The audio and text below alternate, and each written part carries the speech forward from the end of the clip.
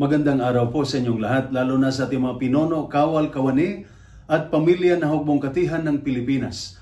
Ako po si Father Dion, isang paring Katoliko ng Military Ordinariate of the Philippines and the Post-Catholic Chaplain ng Headquarters and Headquarters Support Group ng Philippine Army. At ito po ang salita ng Diyos, ang ating gabay. Ngayon po ay Wednesday, October 1, 2025 at ginugunita po natin ang kapistahan ni Santa Teresa ng Batang Jesus. Si Santa Teresa ay tinatawag ding munting bulaklak, little flower. Hindi siya gumawa ng malalaking himala, hindi rin siya nakapaglakbay bilang misyonero, ngunit natuklasan niya ang munting daan, ang paggawa ng maliliit na bagay na may dakilang pag-ibig at ang pagbibigay ng buong sarili sa Diyos sa araw-araw. Sa ating unang pagbasa mula sa aklat ni Nehemias, chapter 2, verses 1 to 8, humiling si Nehemias sa hari na payagan siyang muling itayo ang Jerusalem. Hindi siya hari, hindi rin siya mandirigma. Isa lamang siyang lingkod sa panahon ng exile. Ngunit naglakas loob siya dahil puno ng pag-ibig ang kanyang puso para sa bayan ng Diyos. Gaya ni Nehemias, alam ng mga sundalo at pamilya kung ano ang ibig sabihin ng magtayo. Hindi lamang ng pader, kundi tiwala, proteksyon at pag-asa. Bawat sakripisyo at paglilingkod ay parang paglalagay ng bato sa kinabukasan ng ating bayan at pamilya.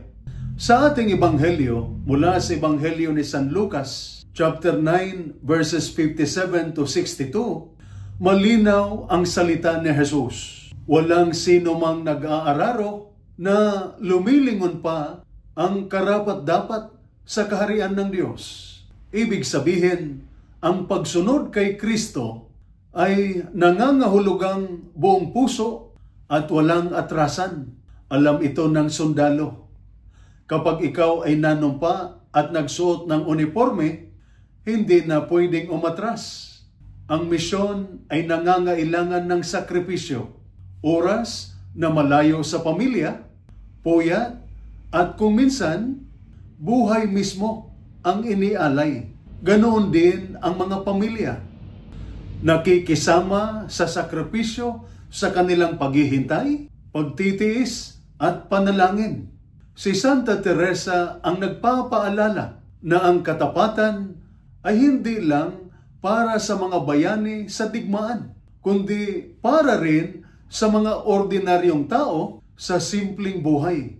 Ang paghuhugas ng pinggan, pag-aalaga ng anak, pagtitimpi sa trabaho, kapag ginawa ng may pag-ibig sa Diyos, ito ay nagiging makapangyarihang sakripisyo. Itinuturo sa atin ni Santa Teresa ang paggawa ng maliit na bagay na may dakilang pag-ibig. Ipinakita niya sa atin, hindi kailangang maging tanyag o makapangyarihan upang maging banal. Ang hinihingi ng Diyos ay katapatan sa maliliit na bagay na may dakilang pag-ibig. Para sa sundalo, bawat pagbabantay, bawat pagsasanay, bawat misyon, kapag inialay sa Diyos at bayan, ito'y panalangin. Para sa pamilya, bawat pagluluto, bawat pagtitiis, bawat dasal para sa mahal sa buhay, ito'y banal na sakripisyo. Ang kabanalan ay hindi malayo. Nasa mga simpleng gawain o tungkulin araw-araw. Kapag ginawa ng may pananampalataya at pag-ibig, kaya sundin natin ang munting daan. Katapatan sa tungkulin, tapang sa sakripisyo, at pag-ibig sa lahat ng ginagawa. Sa mata ng Diyos, walang maliit na bagay kapag ito'y inialay ng may pag-ibig. Ito po ang salita ng Diyos, ang ating gabay. Manalangin tayo. Panginoong Diyos, sa pamamagitan ng panalangin ni Santa Teresa ng Batang Jesus, turuan mo kaming maging tapat sa maliit na bagay at matatag sa malalaking sakripisyo. Pagpalain mo ang aming mga sundalo ng tapang sa panganib, integridad sa paglilingkod, at lakas sa gitna ng hirap. Iligtas at patatagin mo ang kanilang pamilya na naghihintay at nananalangin para sa kanila. Naway bawat maliit na gawa ng pag-ibig ay maging binhi ng kapayapaan, tanda ng pag-asa at saksi ng pananampalataya sa pamamagitan ni Kristo na aming Panginoon.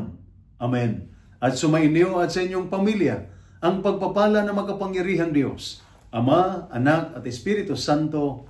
Amen.